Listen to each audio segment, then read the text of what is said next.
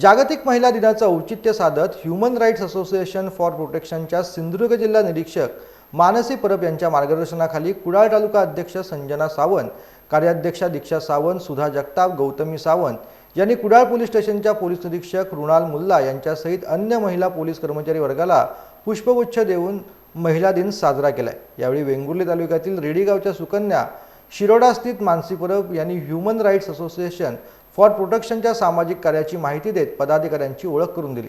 यावेळी पोलीस निरीक्षक रुणाल मुल्ला यांनी सुद्धा सर्वांचे आभार मानले।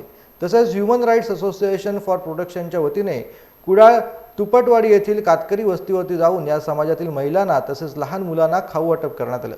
यावेळी जिल्हा निरीक्षक मानसी परब यांनी कातकरी महिला वर्गाला आपले प्रश्न सोडवण्यासाठी आम्ही तत्पर राहू असं आश्वासन देखील दिलंय।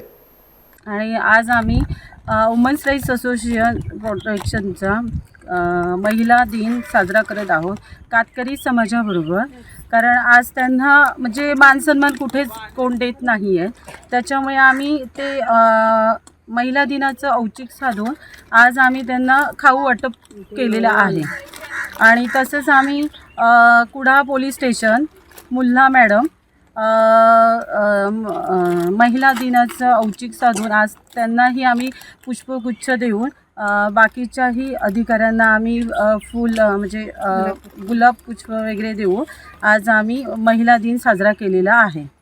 आणि आमची संस्था ही आज की मानव अधिकारी म्हणजे एक मानवाला काय अधिकार आहेत हे आज आम्ही मानव अधिकाराच्या संघटनेनं शिकत आहोत आणि आज तेच कार्य आम्ही करत आहोत।